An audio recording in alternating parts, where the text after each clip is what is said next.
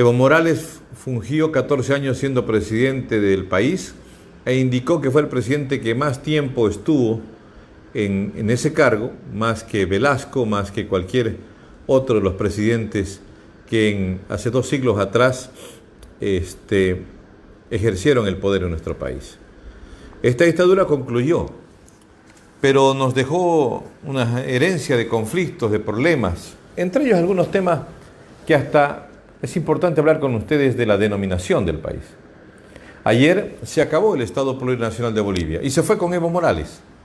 Se fue junto con su renuncia el 10 de noviembre, pero también ayer se concluyó la época en que debía concluirse, el día que debía concluirse su mandato si hubiera seguido a cargo del país.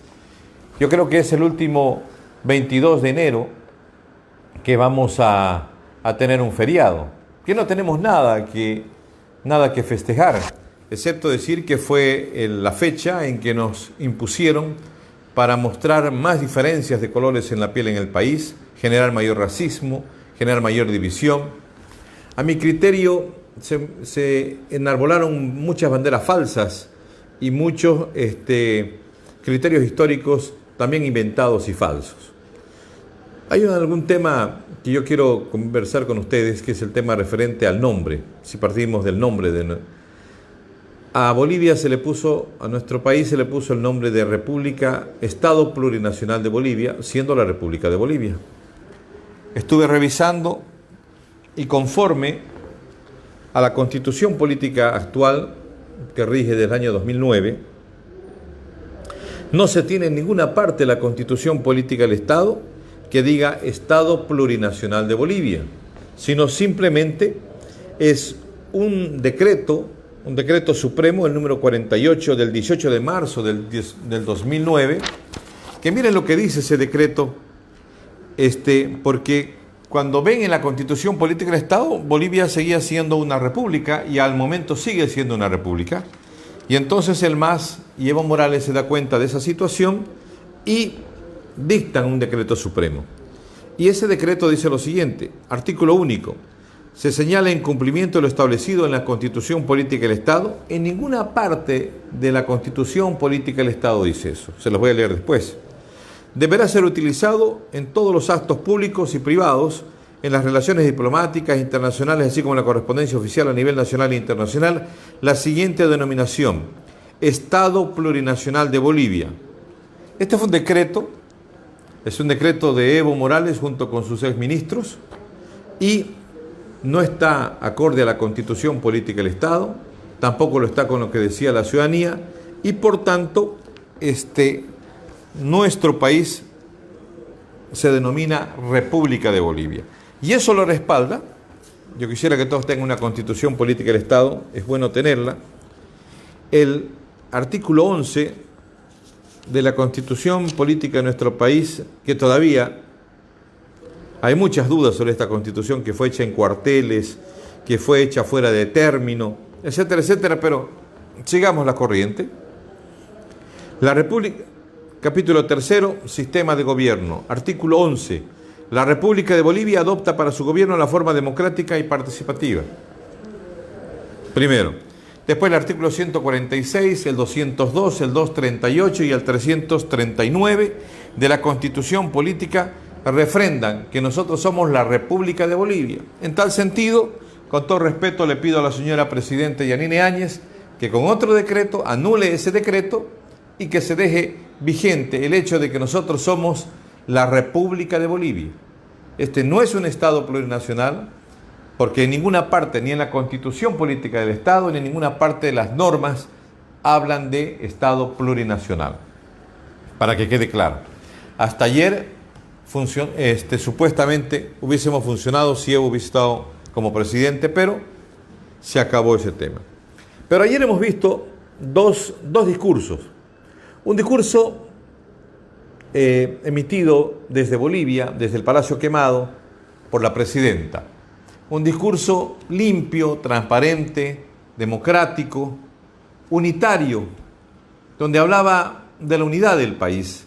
No mostraba que las organizaciones sociales, que los indígenas, que los negros, que los blancos, que los cafés, que los marrón. No. hablaba de todos los bolivianos, porque todo este país es único, es unitario y tiene la participación democrática de todos, porque todos además generalmente somos mestizos. Aquí no hay ni indios puros, ni hay, y habrá muy pocos que se llaman hijos de extranjeros, pero en el buen sentido todos somos mestizos. Ese discurso tuvo mucha calidez, tuvo mucho amor, tuvo muchos principios humanos. Al frente, en la Argentina, desde el Estadio Español, y justo en el Estadio Español, tanto que Evo reniega contra España por la conquista y el dominio español, igual se desarrolló un acto donde estaban los piqueteros, unos vagos de la Argentina que viven de los subsidios que les da los Kirchner. Son unos atorrantes que paran bloqueando las calles todo el tiempo en la Argentina, son mafias, con algunos explotadores de costureros que viven en la Argentina, donde ellos, porque cuando estuvo Evo Morales en el barrio de Liniers y se dirigió desde una segunda planta, en esa casa funciona una casa de una costurera explotadora, textilera, que explota a los hondureños que van a trabajar a la Argentina. O sea, Evo Morales está viendo con los explotadores de los bolivianos en la Argentina. Pero allá él. Su discurso impregnado de odio, de venganza, de puros desaciertos en cuanto a la historia. No tuvo ni siquiera la precisión de acertar casi en ninguno de los nombres que utilizó. Habló de Tomás Vilca, y dijo, y era Zárate Vilca. Habló de Tomás Katari, y era Tupac Katari. Habló de la señora Domitila Chungara, y puso otro nombre. O sea, es tan terrible que ni siquiera tanto se llena la boca de hablar de los líderes indígenas y los luchadores democráticos de este país, que ni siquiera sabe sus nombres. También ayer vimos algo que es irónico, un hombre de 60 años, que ha sido presidente 14 años, no sabe leer una página completa con claridad, o sea, no sabe leer siquiera. Un niño de 6 años lee mejor que él. Es una pena y daba una vergüenza antes cuando era presidente. Hasta ayer pasó ese tema. Yo quiero hablar de otro tema que es importante. Ayer se proclamó a Luis Arce Catacora como candidato a la presidencia por el MAS desde la Argentina. Lo tratan de imponer por encima de Choquehuanca. Lo sacaron de un plumazo a Andrónico, a ese individuo que vive con las mafias de narcotráfico en el Chapare. Pero además hay un tema que es importante. Sigue manteniéndolo a Luis Arce Catacora. Y yo voy a hacer simplemente uso y ejercicio de la Constitución Política del Estado, que dice en el artículo 28 de la Constitución Política del Estado, queridos conciudadanos, dice los derechos políticos. Todos los ciudadanos y las ciudadanas tienen derecho a participar libremente en la formación, el ejercicio, el control y el poder político. Tendrán el derecho los bolivianos y las bolivianas de poder ejercer, de ser elegidos y de elegir. Sin embargo, el artículo 28 de la Constitución Política del Estado dice: el ejercicio de los derechos políticos se suspende en los siguientes casos: previa sentencia ejecutoriada mientras no lo haya sido cumplida, o también en su caso mientras esté en proceso. Fíjense, por los siguientes causales: por tomar armas y prestar el servicio contra el país. Pero hay un inciso fundamental a mi criterio, que es el inciso segundo: por defraudación de recursos públicos. O sea, vean este tema. Por defraudación de recursos públicos se pierde el derecho político de ejercer o de ser elegido. A mi criterio, Luis Arce Catacora, que es el personaje más siniestro por el uso desmedido y descontrolado del despilfarro y de lo que ha manejado y cómo ha manejado la economía del país, es responsable de ese delito. En tal sentido, defraudación de recursos públicos, artículo 28, inciso segundo. Por tanto, esta persona no tiene derecho a participar. El último día que Evo Morales fue presidente y salía, sacaron de los bancos central 520 millones de bolivianos, que los sacaron bajo el pretexto de Mi Teleférico y de otras empresas del Estado. ¿Quién fue el responsable para sacar ese dinero? Fue el ministro de Finanzas. ¿Y eso qué es? Eso es defraudación de recursos públicos. O sea, ha robado dinero del Estado. Y hay una infinidad de delitos. Van desde el fondo indígena y desde otros procesos que tiene encima. En tal sentido, Luis Arce Catacora no puede ser candidato a la presidencia en función de estar vetado por la Constitución Política del Estado. Ese es un segundo punto que quería hablar con ustedes. El tercer punto que quiero hablar con ustedes es que en estos días se ha hablado mucho de la posibilidad de que nuestra presidenta pueda ir a la reelección presidencial. En tal sentido, yo creo de que es importante que se tome en cuenta. Muchos están hablando y diciendo de que la presidenta tendría que renunciar para ser candidata a la presidencia. La verdad, yo les quiero decir que no es así. El artículo 238, y nuevamente mi instrumento principal es la Constitución Política del Estado, porque es la que regula todo lo que debe pasar en el país.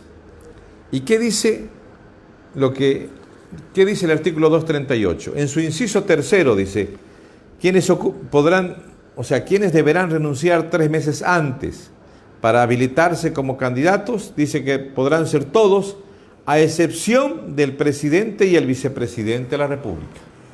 O sea, quien esté en este momento ostentando el cargo de presidente de la República no necesita renunciar con 3 meses de anticipación para habilitarse como candidata a la presidencia.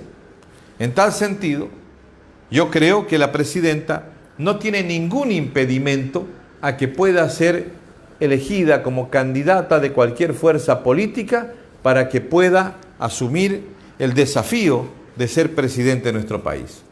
Y lo digo por algunas razones que son muy importantes. Yo creo que han habido millones de bolivianos que fueron muy valientes, pero muy valientes en estos 21 días de lucha por la democracia y que logramos derribar al dictador. Pero una mujer que tuvo un gran valor fue la presidenta Yanine Áñez. Yo no la conozco.